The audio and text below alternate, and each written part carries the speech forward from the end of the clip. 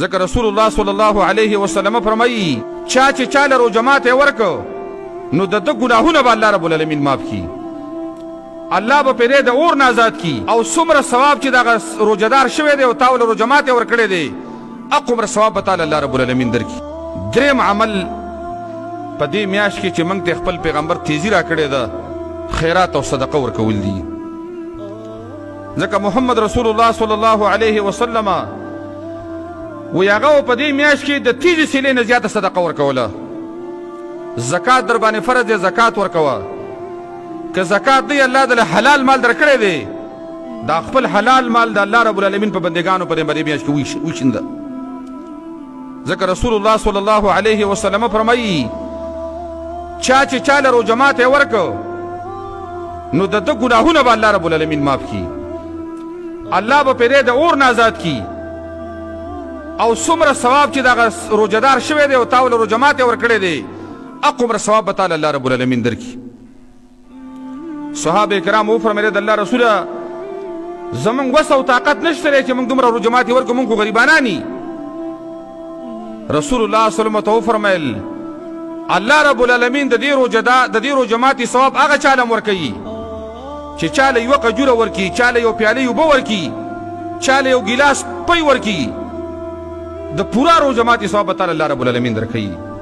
غریبی مسکینی په 200 روپۍ باندې په 300 روپۍ باندې کیلو قجوره ده، یو مسکین له اخلا، جماعت له اخلا، مدرسې له اخلا، ستا په دې روژه ماتې باندې چې کوم مسلمان روژه ماتې وکړو د الله رسول فرمایي ګناهونه به د الله معاف کي، د اور نه به د الله آزاد کي، څومره ثواب چې د هغه د روژې دی دغومره اجر به تعالی الله رب العالمین درکي. او دې میاشت کې تاسو ته پته ده زموږ د عمل غریبانان دي، دې کې کونډې دي، دې کې یتیمانان دي، مسکینان دي، هغه خلک دي چې هغه د مزدورۍ وړ نه دي، بوډاګان شوي دي. په موږ او تاسو باندې حق دار چې په هغوی باندې خپل نظریه وساتو.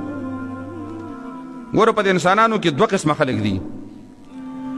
یو قسم بدبخته خلک دا دي چې روژه راله ماله به څوک څه راکي، روژه راله ماله به څوک څه راکي، خولې وازه کړي د هر چا نه صرف سوال کې غوښتل کوي. او یو قسم مؤمنان هغه دي چې هغه خپل جیب ته لاس اچولی دی چې د رحمت او د برکت او د مغفرت میاشت ده، زه به روزانه چاله څه ورکوم. د چا به قجورې وس کېږي، د چا به پی وس کېږي، د چا به د غنمو ډوډۍ وس کېږي، د چا به وریجې وس کېږي، خو روزانه خپل انداز مقرر کړه چې ما نن څومره صدقه وکړم. ما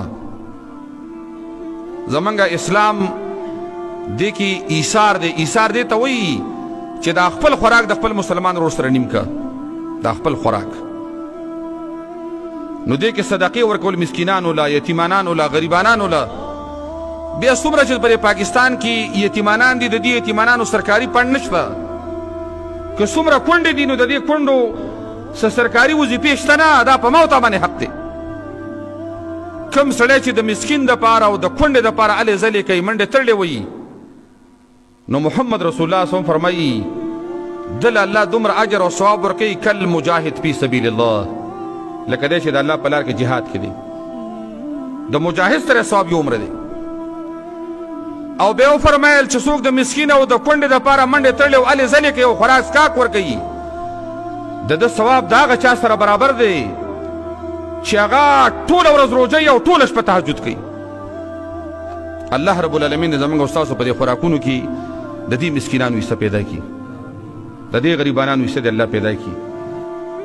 دې وخت کې پاکستان کې د غربت شرح ډېره زیاته ده، انتهایی ګراني ده. نو هر مسلمان په خپل ګاونډ باندې نظر ساتي، ځکه محمد رسول الله صلی الله علیه وسلم فرمایي هغه سړی مؤمن نه دی چې دی ځان موړ کړي او د ګاونډي ناره شپه تېره کړي. او دا به د الله نبي فرمایل وی هغه سړي په ما باندې ایمان نه دی راوړی چې دی ځان موړ کړي او دی ښه پوهېږي چې دا ګاونډي مې نار دی او دا ګاونډي ناره شپه تېره کړي. الله د غوا لنګه درکړې ده، 10 پیالې پی د لکۍ اندازه مقرر کړه چې زما سره 2 کور ګزاره کېږي، زما سره 3 کور ګزاره کېږي، چې کم سالن دې پوخ کو 4 چاپېره مسکینان ګوره. قسم په الله د الله د بخښنو د الله د راضي کېدلو موقع ده، خو الله دې موږ او تاسو د غفلت نه وساتي. او الله غیرتي ذات دی، چا چې د الله په نوم باندې ورکړه کړې ده، الله فرمایي ما یې قرض را کړی زه به یې بدله ورکوم.